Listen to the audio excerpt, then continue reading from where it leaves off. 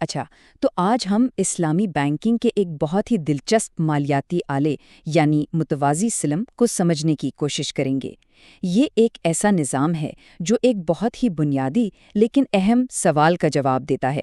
وہ یہ کہ آپ کوئی ایسی چیز کیسے بیچ سکتے ہیں جس کے آپ ابھی مالک ہی نہیں ہیں؟ آئیے اس کی گہرائی میں اترتے ہیں۔ یہی وہ سوال ہے جو آج کی ہماری ساری گفتگو کا مرکز ہے۔ یہ ایک ایسی پہیلی ہے جس کا حل بہت ضروری ہے، اور اس کا جواب ہی دراصل اسلامی مالیات کو اتنا منفرد بناتا ہے۔ تو اس پہیلی کا جواب ہے سلم کا معاہدہ۔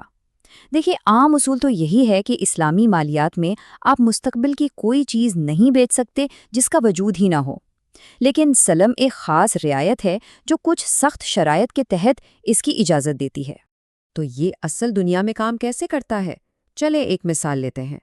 فرض کریں ایک کسان ہے جسے فصل اگانے کے لیے فوری سرمایہ کی ضرورت ہے۔ سلم معاہدے کے ذریعے وہ اپنی مستقبل کی فصل آج ہی بیچ کر فوراً نقدی رقم حاصل کر سکتا ہے۔ یہ کسان کے لیے ایک زبردست سہولت ہے اور خریدار کے لیے بھی فائدہ مند ہے۔ لیکن کہانی میں ایک موڑ تب آتا ہے جب اس عمل میں کوئی مالیاتی ادارہ جیسے کہ کوئی بینک ایک تھالس کے طور پر داخل ہوتا ہے۔ تب ایک نئی مشکل پیدا ہو جاتی ہے۔ اب سوچیں، بینک نے تو کسان کو پیش کی ادائیگی کر دی۔ اب بینک کے پاس نقد رقم نہیں رہی، بلکہ مستقبل میں ملنے والے سامان کا صرف ایک وعدہ ہے، اور یہی چیز بینک کو کئی نئے خطرات کے سامنے لا کھڑا کرتی ہے۔ یہ ایک بہت اہم سوال ہے۔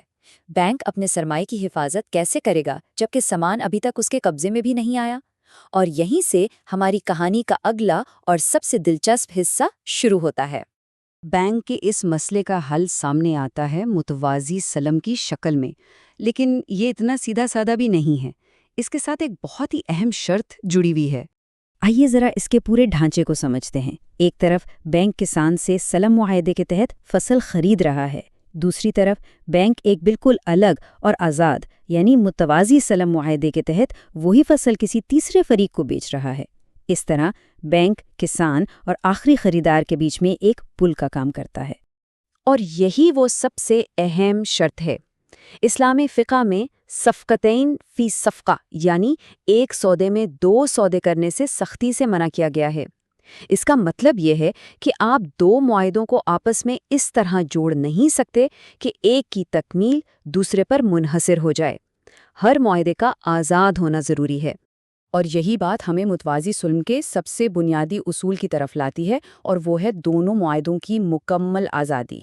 مطلب پہلا معاہدہ جو بینک اور کسان کے درمیان ہے وہ ایک مکمل اور خود مختار معاہدہ ہے، اور اسی طرح دوسرا معاہدہ جو بینک اور آخری خریدار کے درمیان ہے وہ بھی مکمل طور پر آزاد ہونا چاہیے۔ کلیدی اصول یہ ہے کہ یہ دونوں معاہدے ایک دوسرے سے بالکل الگ تھلگ ہوں، ایک کی ناکامی کا اثر دوسرے پر نہیں پڑنا چاہیے۔ اس فرق کو سمجھنا بہت ہی ضروری ہے۔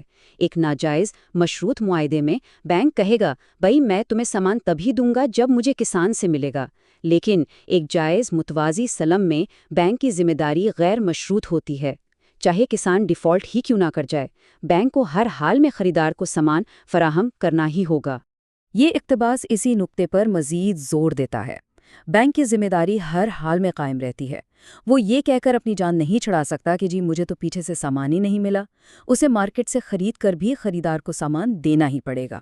تو جب بینک یہ حقیقی ذمہ داری قبول کرتا ہے تو ظاہر ہے اسے حقیقی معاشی خطرات کا سامنا بھی کرنا پڑتا ہے، اور ان خطرات کو سنبھالنا صرف ایک اچھا کاروباری عمل نہیں بلکہ اس معاہدے کے شرعی طور پر جائز ہونے کے لیے ایک لازمی شرط ہے۔ اور یہ وہ خطرات ہیں جنہیں اب بینک کو سنبھالنا ہے۔ فراہمی میں تاخیر کا خطرہ، معیار میں کمی کا خطرہ، قیمتوں میں اتار چڑھاؤ اور سامان کو ذخیرہ کرنے جیسے حقیقی خطرات، یہ سب اب بینک کے ہیں۔ لیکن دلچسپ بات یہ ہے کہ ان خطرات سے نمٹنے کے لیے باقاعدہ نظام موجود ہے۔ اگر ڈیلیوری میں تاخیر ہو تو بینک معاہدہ منسوخ کر سکتا ہے، اگر معیار خراب ہو تو سامان لینے سے انکار کر سکتا ہے۔ قیمت کے خطرے کو تو متوازی سلم خود ہی کم کرتا ہے، اور ذخیرہ اندوزی کے خطرے کے لیے تکافل یعنی اسلامی انشورنس کا استعمال کیا جا سکتا ہے۔ تو ساری بات کا خلاصہ یہ ہے کہ متوازی سلم صرف ایک کاغذی کارروائی کا نام نہیں ہے۔ اس کے جائز ہونے کی بنیاد اس بات پر ہے کہ بینک حقیقی معاشی خطرہ مول لے اور پھر اسے فعال طور پر منظم بھی کرے، کیونکہ اسلامی مالیات کے بنیادی اصولوں میں سے ایک یہ ہے کہ بغیر خطرے کے منافع جائز نہیں ہوتا۔ اور یہ بحث ہمیں ایک بنیادی سوال پر لا کر چھوڑ دیتی ہے۔ کیا اسلامی مالیات کا اصل اصول یہی ہے کہ منافع کی حقیقی قیمت دراصل حقیقی معاشی خطرہ مول لینا ہے؟ اس پر ضرور سوچیے گا۔